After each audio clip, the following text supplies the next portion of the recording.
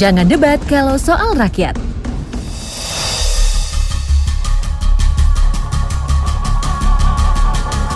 Berada di wilayah paling timur Indonesia, Papua memiliki aturan yang mungkin tak ada di wilayah Indonesia lainnya, yakni larangan menjual nasi di hari Kamis. Aturan ini hanya berlaku di beberapa daerah di Papua. Sebenarnya larangan ini bermula dari aturan Perda yang menetapkan hari Kamis sebagai hari pangan lokal. Di Sorong bahkan ada petugas yang mendatangi warung makan dan menyita nasi untuk kemudian dibuang.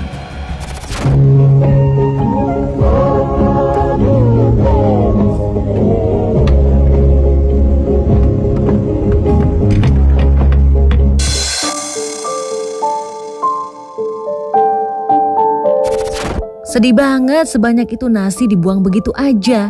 Di satu sisi dianggap mubazir, di sisi lain aturan ini sudah diberitahukan kepada pedagang. Jadi di hari Kamis mereka hanya diperbolehkan menjual bahan dasar lokal seperti ubi dan keladi. Warung makan setiap hari Kamis tidak boleh masak nasi, tapi bagaimana supaya masak nota? Pol PP punya tugas. Setiap hari Kamis diperiksa setiap warung makan. Memang kita perlu mendorong masyarakat mengonsumsi makanan lokal. Tapi apa perlu sampai bahan pangan lain dibuang seperti itu?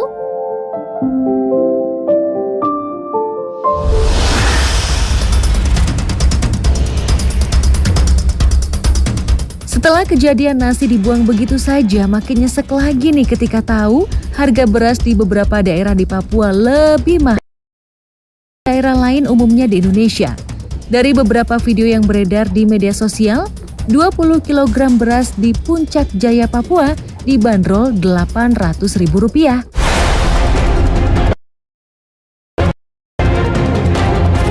Sementara untuk 50 kg beras harganya bisa mencapai 1,6 hingga 1,9 juta rupiah.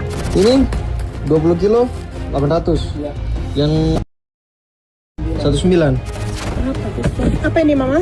Beras 50 kilo 1.600.000 1, 2, 3, 4, 5, 6, 7, 8, 9, 10 300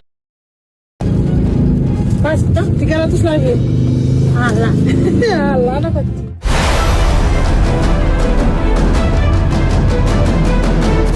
Menyala dompet warga Papua kalau tapi ya gimana lagi, memang harga di sana sangat mahal. Dan ternyata harga beras yang dikirim melalui transportasi udara berbeda dengan beras yang dikirim melalui darat. Soalnya biaya distribusinya kan dikirim pakai pesawat pastinya lebih cepat dan lebih mahal. Itu satu porsi berapa? 50.000. Pastinya harga makanan di Papua juga lebih mahal lagi. Seperti bakso yang sudah jadi makanan sehari-hari masyarakat Indonesia saat bosan makan nasi. Yang biasanya 10.000 saja di Papua bisa sampai Rp50.000. Berapa ini mama baksonya? 50 satu porsi. 50. Kalau nasi kuningnya? 100. Waduh, memang. Beneran, harga lumrah bakso di Papua memang Rp50.000. Itu Rp50.000 termasuk murah ya. Soalnya kalau mau makan nasi kuning harganya jadi Rp100.000. Jadi pilih mana nih? Tetap nasi kuning.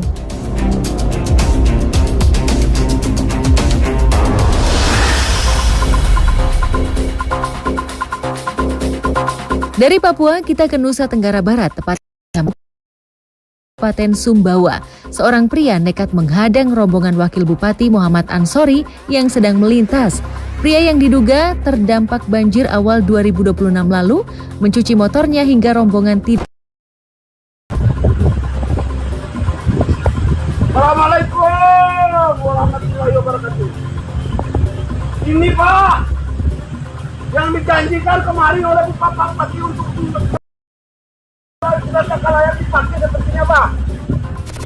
Protes diduga dilakukan karena warga tidak puas dengan kinerja pejabat setempat yang dinilai lamban dalam menangani banjir di wilayah mereka. Kalau didengar nggak ya sama Bapak Wakil Bupati? Semoga sih didengar dan bikin penanganan semakin cepat ya.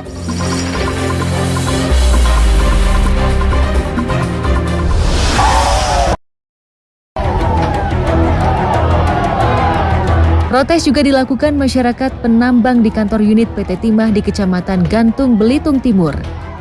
Mereka memprotes karena sulitnya penambang menjual timah. Sayangnya demonstrasi yang awalnya damai kemudian memanas dan berujung kebakaran pada 7 Agustus lalu.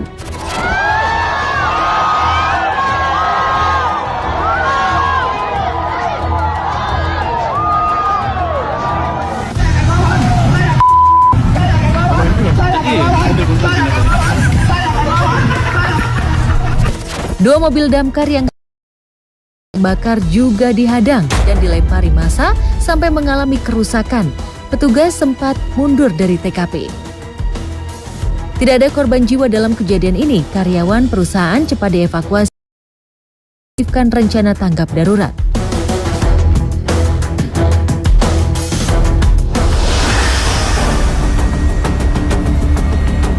Permasalahan yang terjadi antara PT Timah dengan diduga karena janji yang tidak dipenuhi.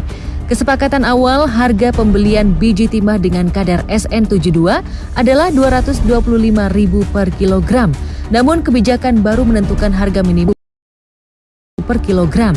Selisih harga ini dianggap merugikan masyarakat penambang.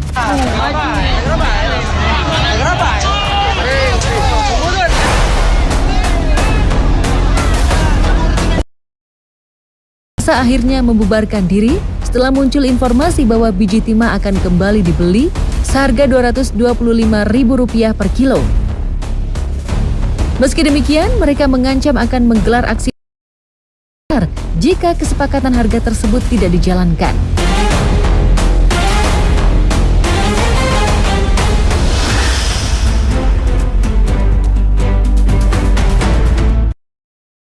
PT Timah di Belitung Timur dijaga ketat oleh aparat. Senin 10 Agustus, ratusan personil TNI Polri berjaga dan mengantisipasi masa aksi susulan.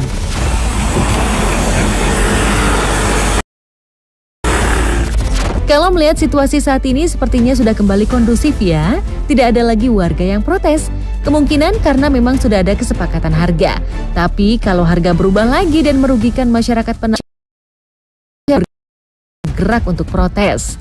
Tapi semoga situasi tetap kondusif ya. Tidak ada lagi kericuhan, apalagi sampai terjadi kebakaran seperti kemarin.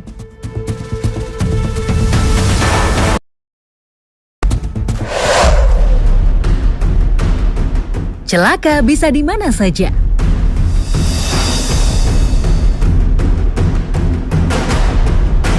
Dari kabar unjuk di Belitung Timur, lanjut ke berita insiden 2 pekerja proyek yang tertimpa beton drainase di Jalan DI Panjaitan, Jakarta Timur.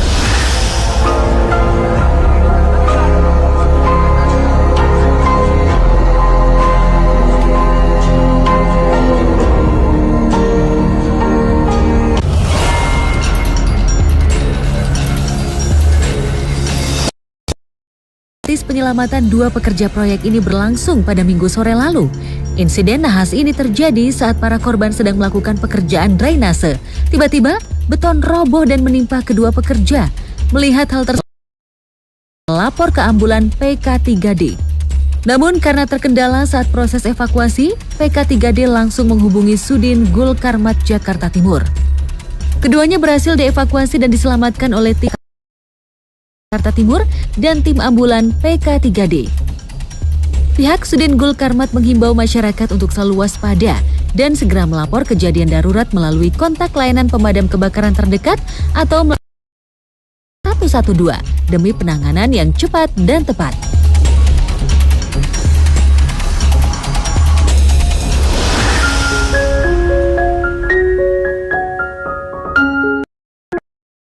Satya Negara, seorang bocah kreator konten sekaligus influencer parfum di media sosial, tewas tenggelam di Kali Cisadane.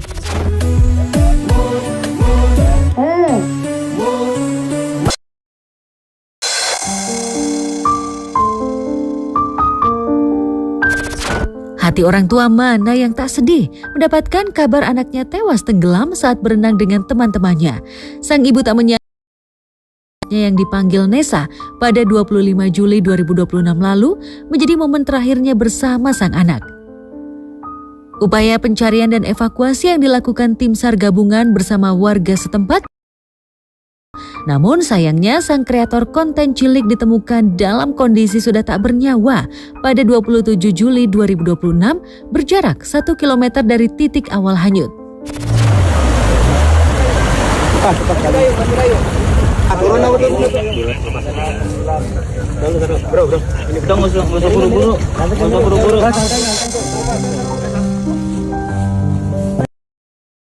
Peristiwa tewasnya Nesa kembali ramai menjadi sorotan warganet di media sosial setelah Ibunda Nesa, Dewi Satyanegara, mengungkap dugaan adanya upaya menutupi kejadian oleh sejumlah teman sang anak.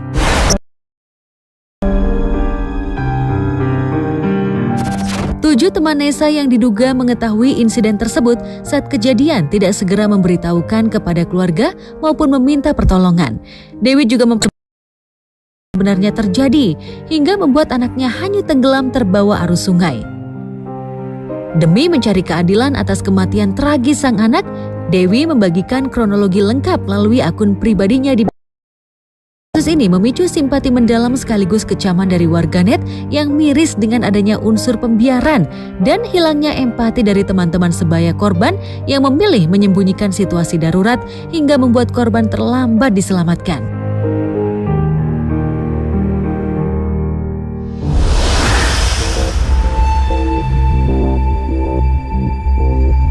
Hati-hati saat berada di seorang siswi SMA tewas setelah terjatuh di pinggir jalur rel kereta api di stasiun Jurang Mangu, Tangerang Selatan.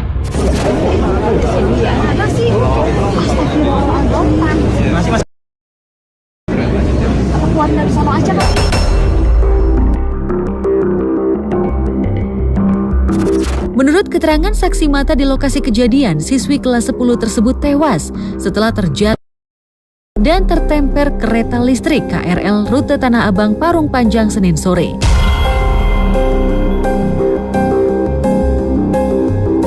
Belum diketahui penyebab pasti kejadian tersebut. Mengumpulkan keterangan dari sejumlah saksi serta memeriksa bukti dan petunjuk di lokasi. Proses evakuasi dilakukan dengan cepat melalui koordinasi antara petugas kepolisian dan pihak stasiun Jurang Mangu, Ciputa Timur, sementara jenazah telah dibawa ke RSUD Tangerang Selatan.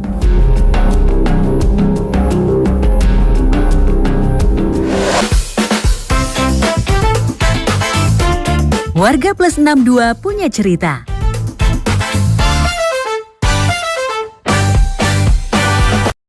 Setelah fenomena sound horeg yang cukup mengundang kontroversi, kini terjadi fenomena knalpot brong di Madura. Knalpot satu ini berbeda dari daerah lainnya, karena tak hanya suaranya yang memekakkan telinga, tapi knalpot toa. Dalam sebuah iring-iringan pengantin yang viral, tampak puluhan motor dipasangi knalpot ini dan terlihat mengeluarkan asap tebal.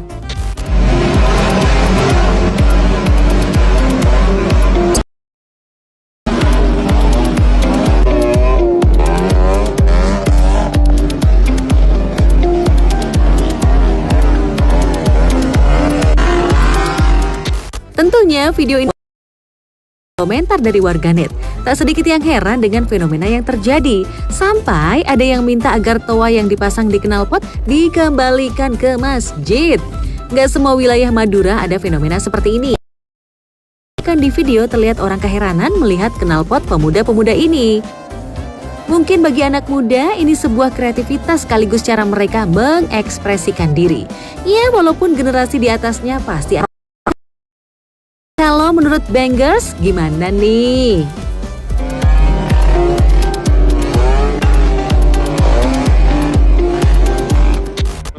Kalau yang satu ini ada di berbagai wilayah di Agustus. Seperti biasa, ada banyak lomba yang bisa diikutin warga di bulan kemerdekaan ini. Tentunya banyak yang bikin lomba yang tak biasa, sekedar untuk seru-seruan. Seperti lomba tangkap bebek dengan lucunya, ada satu bapak yang takut sama bebek sampai milih nyerah. Yang semangat dong, yang semangat dong. Mana? Sendiri. Mah capek, pengen sare, jangan nyuruh-nyuruh aing semangat. Si bapak ngira dipatok bebek padahal dicolek sama temennya. Tapi yang begini emang suka jadi hiburan di bulan Agustus. Yakin deh bakalan dicengin sampai bulan Agustus berakhir. Satu lagi lomba yang unik sekaligus seru. Lomba ini mirip, bedanya pakai bambu yang bisa berputar. Nontonnya seru sekaligus deg-degan karena orang bisa muter-muter di atas kalau gagal jaga keseimbangan.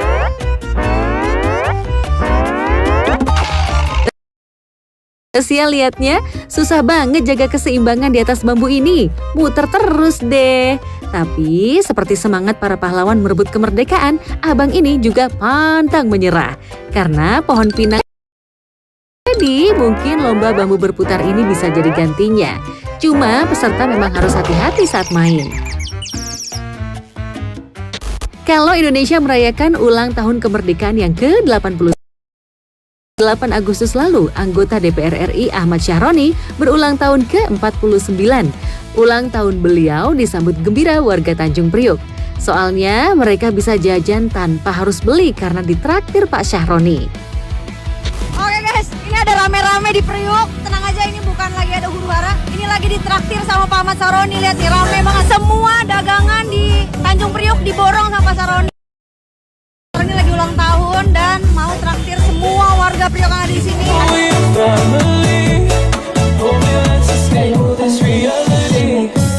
Semua antusias pastinya sampai antriannya Kalau begini jadi double berkah ya. Warga bisa dapat makanan gratis, penjual juga untung karena dagangannya laris manis. Kalian warga Tanjung Priok kebagian gak nih jajanan gratis dari Pak Syahroni? Traktir gratis nih, apakah warga sudah lupa kalau dulu rumah Pak Syahroni pernah dijarah warga?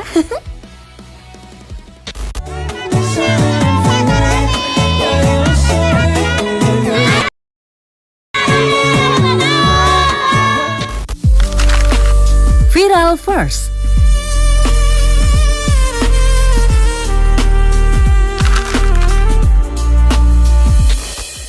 Dari kebahagiaan warga Tanjung Priok, kita beralih ke hal baik yang harus banget viral. Salah satunya tentang masjid kecil di Sukabumi, Jawa Barat yang menyediakan makanan gratis. Biasanya pemandangan seperti ini, tapi Masjid Sejuta Pemuda ini menyediakan makanan 3 kali sehari setiap hari. Dari jamaah, kaum duafa, anak yatim, sampai warga sekitar rela mengantri demi mendapatkan makanan.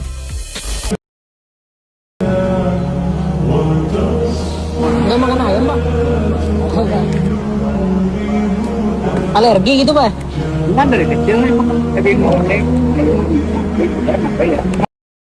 makan makan. Menunya terlihat sangat menggiurkan ya. Semuanya masih panas karena baru saja dimasak. Mana lengkap dari nasi, lauk, sampai buah. Tapi bukan cuma untuk anak sekolah. Pas banget kalau julukannya Masjid Mustahil Lapar, karena memang bakalan kenyang terus kalau ke masjid ini. Semoga program makan gratis ini bisa terus dilaksanakan. Gak bakal ada orang yang kelaparan. Kalian yang penasaran bisa langsung datang ke Masjid Sejuta Pemuda di Jalan Lamping, Gedong Panjang, Sukabumi. Atau justru bisa berdonasi baik uang maupun bahan makanan.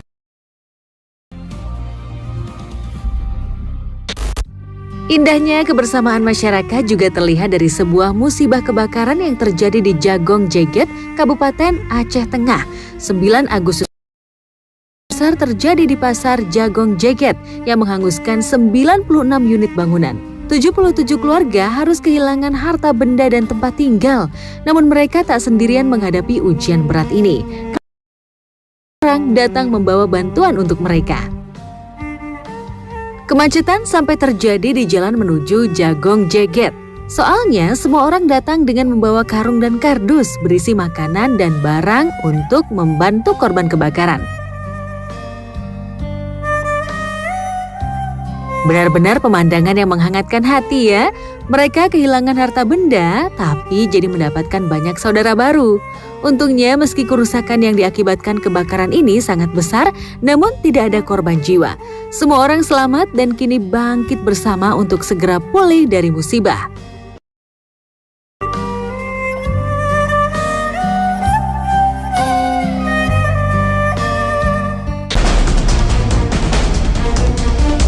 Momen mencekam yang terekam. Ajang turnamen Drag Race dan Drag Bike Championship 2026 yang digelar di Kelurahan Upai, Kota Mobagu, Sulawesi Utara berujung tragedi maut.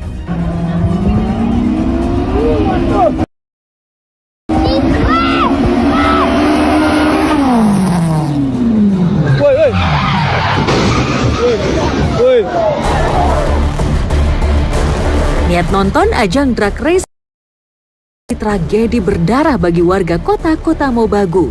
Insiden mengerikan itu terjadi ketika salah satu mobil peserta Drag Race mengalami slip saat melaju di lintasan.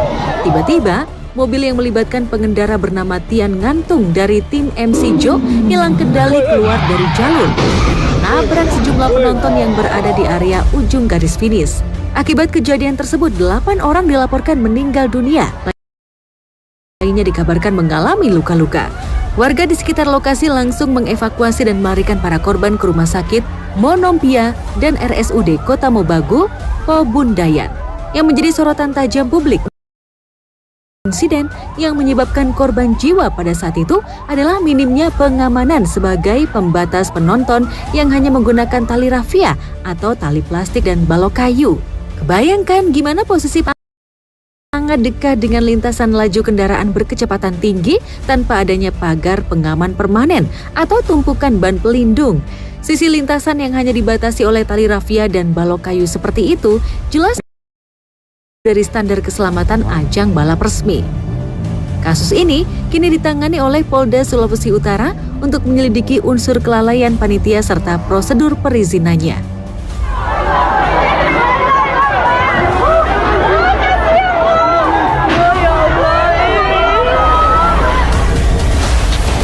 Aksi seorang anak laki-laki yang ini tak kalah bikin jantungan.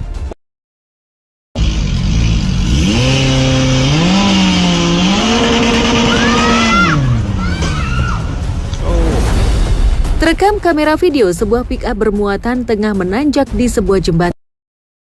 Terlihat seorang anak laki-laki berlari, diduga bersiaga mengganjal roda pick-up jika tak kuat menanjak. Namun secara tak terduga, pick-up tak kuat menanjak dan tak dapat menguasai kemudi hingga mundur ke bawah. Anak kecil tersebut sigap menyelamatkan diri ke sisi pembatas jembatan. Momen mendebarkan ini menuai beragam reaksi warganet. Sebagian besar mengkhawatirkan keselamatan sang anak. Peristiwa ini jadi pengingat hati terhadap bahaya di jalan raya. Apapun bisa terjadi di luar prediksi yang membahayakan keselamatan jiwa. Pernah ketemu seperti ini selama berkendara di jalan raya? Jadi ngeri-ngeri gimana gitu ya? Kopi ini ono LL lemes lomo, gendar sengoblas soko-warso bersih, gak ono campuran. Yo gak ono apa-apa adik. Penampakan seperti ini pastinya jadi pemandangan yang tak biasa saat berkendara di jalan raya. Perhatikan aja bentuknya, badan truk yang miring ke kiri, belakang yang nyaris copot. Truk yang kayak gini ini harusnya nggak layak lagi digunakan. Nah, kalau apes ketemu truk seperti ini, paling aman sih jaga jarak aman di belakangnya. Di depan, jangan coba-coba nyalip karena sangat berbahaya dan rawan tergilas. Jika terdesak, nyalakan sein kanan dan bunyikan klakson sebagai tanda permisi pada sopir truk tersebut. Dan ingatkan bahwa dan membahayakan pengendara lain. Serba sulit sih. Paling aman ya berhenti dulu deh, mampir di tukang es kelapa muda di pinggir jalan biar nggak jantungan dan demi keselamatan nyawa selama perjalanan.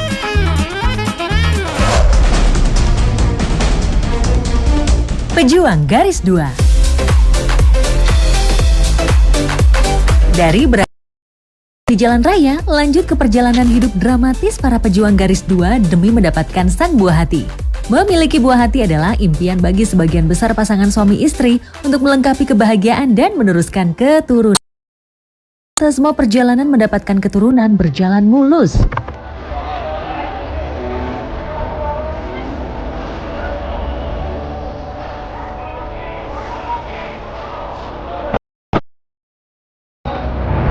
beberapa pasangan selebriti di Indonesia yang mengikuti program bayi tabung atau in vitro fertilization (IVF).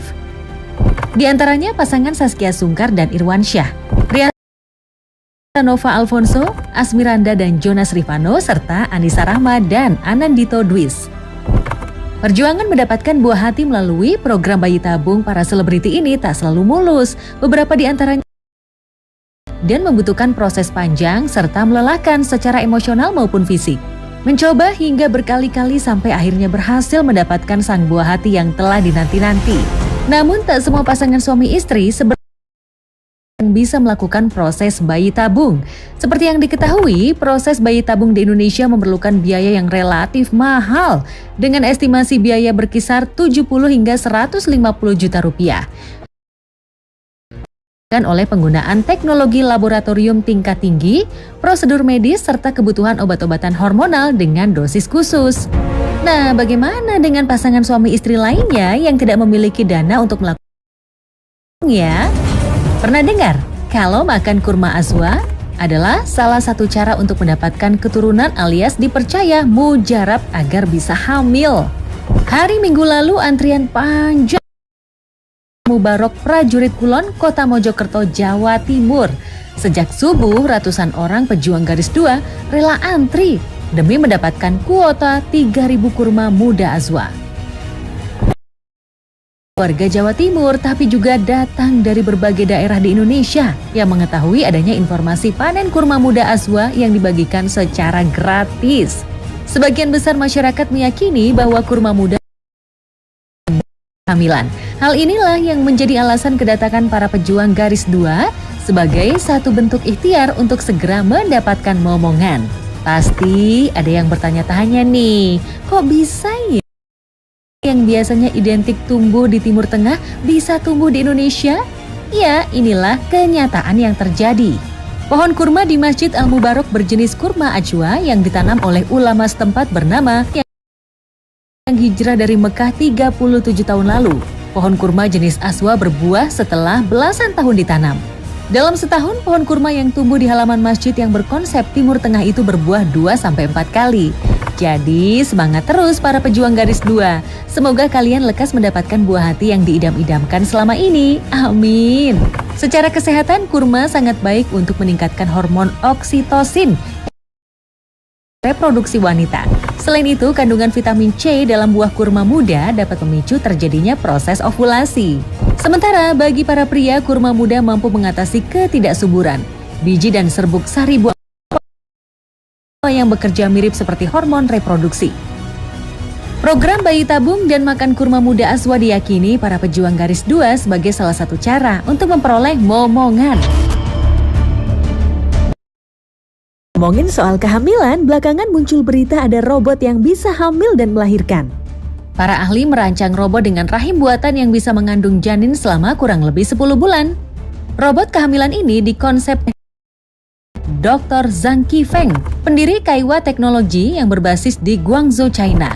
Robot hamil ini direncanakan akan rilis pada tahun 2026, namun hingga kini kelanjutan informasi bulan dan tanggal pastinya. Robot yang diciptakan untuk membantu manusia yang mengalami kesulitan hamil ini disewakan dengan biaya 100.000 yuan atau sekitar 225 juta rupiah. Pertanyaannya, bagaimana bisa sel telur dan sperma yang dibuahi dimasukkan ke dalam rahim? Dan bagaimana robot bisa melahirkan?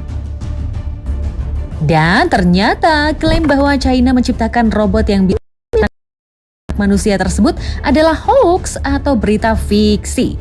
Berita yang sempat viral di media sosial itu bersumber dari informasi palsu yang mencatut nama ilmuwan dan institusi fiktif. Pihak Universiti Singapura dengan tegas membantah adanya penelitian bernama Zhang Qifeng dan menyatakan tidak pernah ada riset terkait robot kehamilan di kampusnya. Klaim yang mengaitkan perusahaan bernama Kaiwa Teknologi memiliki bukti ilmiah maupun dasar valid dari lembaga riset resmi. Faktanya, teknologi bioteknologi memang sedang meneliti konsep rahim buatan untuk membantu perawatan bayi sangat prematur dalam kondisi bukan gagasan robot humanoid utuh yang bisa hamil dan melahirkan secara biologis layaknya manusia. Jadi berita robot bisa hamil dan melahirkan itu no ya, alias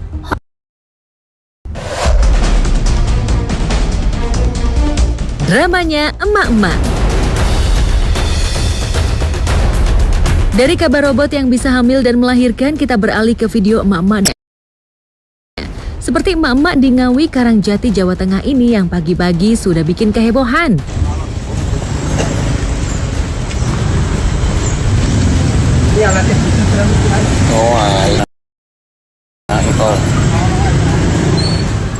Video ini mendadak viral setelah memperlihatkan seorang ibu-ibu yang dasternya nyangkut di roda dan terseret.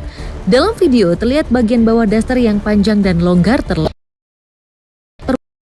berhenti dan sang ibu pun langsung panik. Diduga kain daster yang menjuntai terlalu dekat dengan roda terseret saat motor berjalan. Kain kemudian ikut terlilit karena putaran roda. Warga yang melihat kejadian itu kain tersebut. Sementara netizen yang menonton videonya malah ramai berkomentar. Salah satu yang paling mencuri perhatian bahkan bertanya, kenapa nggak manggil damkar?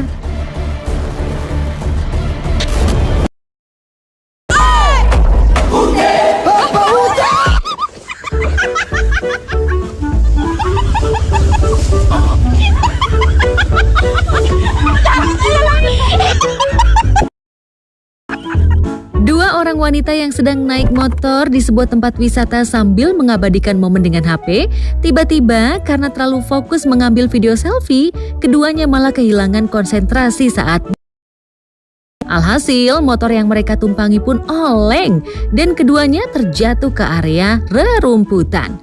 Beruntung mereka jatuh di tempat yang cukup empuk sehingga tidak terjadi hal yang serius. Wah, besok-besok hati-hati ya Mbak. Kalau sama Besti emang suka ada aja kejadiannya.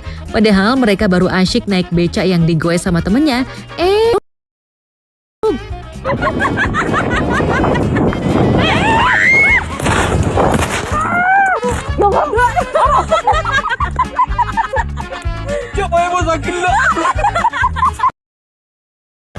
Nggak mikir lagi sama sakitnya, apalagi nyalahin temen yang ngendarain becaknya ugal-ugalan sampai bikin mereka jatuh.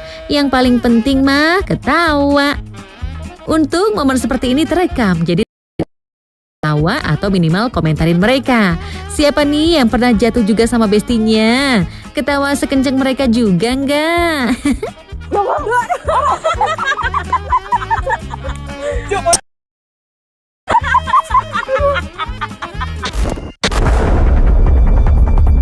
Dunia Satwa.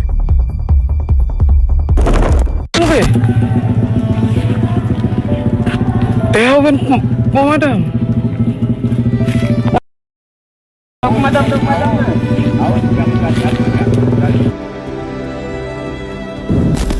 Warga Katingan, Kalimantan Tengah dibuat heboh dengan kehadiran orang utan dewasa di wilayah tempat tinggal mereka.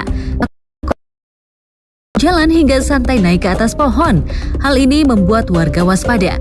Mereka terus memantau pergerakan orangutan demi menghindari kejadian tak diinginkan. Belakangan, hutan di wilayah Katingan, Kalimantan Tengah kebakaran akibat musim kemarau yang sedang melanda. Pemprov Kalteng bahkan menetapkan status siaga darurat kebakaran hutan dan lahan sampai 31 Oktober mendatang. Seriusnya masalah kebakaran hutan ditambah stok makanan diduga menjadi penyebab orangutan akhirnya mencari tempat yang lebih aman. Sayangnya mereka justru membuat manusia jadi nggak nyaman. Di tahun 2014 peristiwa serupa juga terjadi. Orangutan muncul dan terlihat di dekat pemukiman warga selama sekitar 1 minggu. Tampak warga mengeluarkan suara-suara keras agar orangutan takut dan pergi dari area tempat tinggal mereka. Konflik orangutan dan manusia di sering terjadi, terutama di wilayah Katingan yang merupakan salah satu wilayah penting habitat orangutan Kalimantan. Selain kebakaran hutan yang terjadi di musim kemarau, pembukaan lahan untuk perkebunan atau pertambangan habitat orangutan. Jadi, bukan 100% salah orangutan ya kalau sampai datang ke area pemukiman dan mengganggu warga. Karena pada dasarnya manusia duluan yang mengganggu rumah mereka. Kalimantan atau Pongo Pygmaeus berstatus terancam punah, meskipun orangutan Tapanuli dan orangutan Sumatera statusnya lebih kritis.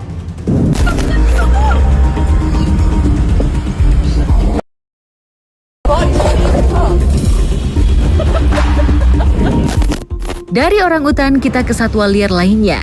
Kalau di kebun binatang kita bisa lihat kudanil yang kalem, tapi lain cerita kalau di alam bebas.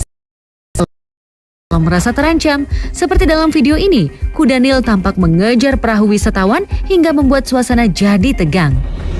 Nggak kebayang kalau sampai kekejar, pasti luka. Untungnya kapal bisa kabur dan membuat wisatawan selamat.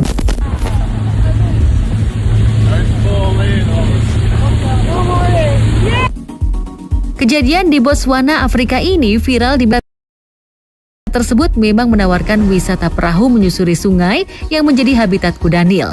Dan kudanil yang marah sampai mengejar seperti ini justru jadi salah satu daya tariknya.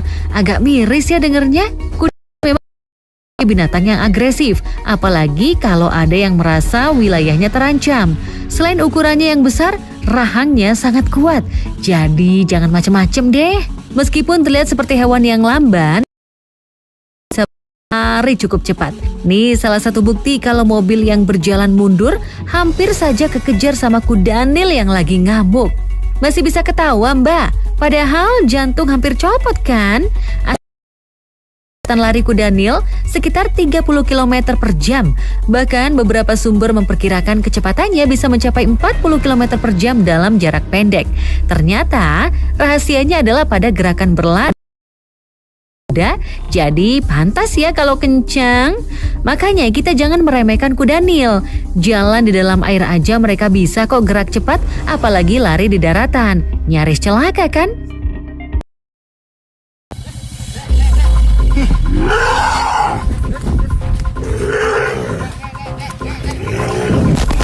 Berbeda dengan kudanil di Afrika yang ditakuti manusia, maka lain halnya dengan beberapa daerah di Sumatera seharusnya menjadi rumah bagi kawanan gajah. Namun mereka justru harus menghadapi manusia yang mengubah hutan menjadi perkebunan. Konflik antara manusia dan gajah pun tak terhindarkan. Seekor gajah dewasa bahkan ditemukan mati di dekat area perkebunan sawit di Kampung Kaloi, Tamiang Hulu, Aceh Tamiang. Memang saat ini belum diketahui penyebab kematian gajah tersebut. Tidak ditemukan luka pada pemeriksaan awal gajah, bahkan gadingnya juga masih utuh. Balai Konservasi Sumber Daya Alam melakukan nekropsi atau bedah bangkai untuk mencari penyebab kematian. Ada beberapa kemungkinan seperti gangguan organ. Kalau begini terus, gajah Sumatera bisa benar-benar punah nih. Karena selain habitatnya berubah jadi perkebunan atau pemukiman, hutan yang tersisa juga terpecah-pecah sehingga gajah sulit berpindah mencari.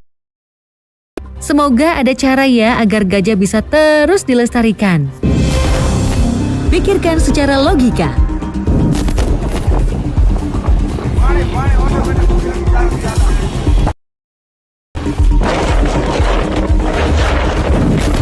Dari penemuan seekor gajah liar yang ditemukan mati di Aceh Tamiang, beralih ke sebuah fenomena tak biasa yang terjadi di sebuah sumur di Morbi, Gujarat. Warga desa Virparda terlihat ramai-ramai mendatangi dan menyaksikan permukaan air dari dalam sebuah sumur sedalam 5,5 meter yang terombang-ambing naik turun bak air di lautan sejak 2 Agustus lalu. Perintahkan penyelidikan resmi untuk mengetahui apa yang sebenarnya menjadi penyebab air sumur terus berosilasi atau bergelombang. Uniknya sumur-sumur lain di sekitar lokasi tetap tenang, namun yang satu ini, salah satu dugaan mengaitkan fenomena ini dengan hujan monsun yang deras dan perubahan permukaan air tanah. Air tanah yang terisi dengan cepat diduga mendorong udara yang terperangkap di hingga memicu gelembung dan gerakan air. Namun hingga kini, penyebab pastinya masih menjadi misteri. Kira-kira menurut penonton secara logika karena apa coba? Ada juga nih yang berair sumur melainkan kentang. Ini dia buktinya, budidaya umbi kentang tanpa tanah. Budidaya umbi kentang tanpa tanah seperti ini umumnya menggunakan teknologi aeroponik, di mana akar tanaman digantung di udara dalam ruang gelap dan disemprot secara berkala dengan larutan air yang kaya nutrisi. Banyak yang mengira kentang akan beracun jika tidak ditanam di tanah. Padahal yang membuat solanin adalah paparan cahaya, bukan karena tidak berada di dalam tanah. Metode aeroponik sangat efisien, menghemat lahan, dan menghasilkan panen umbi yang mini tuber yang jauh lebih bersih serta Gimana? Menarik kan budidaya kentang dengan metode aeroponik seperti ini? Ada kabar yang tak kalah menarik nih di China. Demi memudahkan akses pendidikan bagi anak-anak di wilayah, membangun dua lift di Nizhue Gorge, Provinsi Yunnan.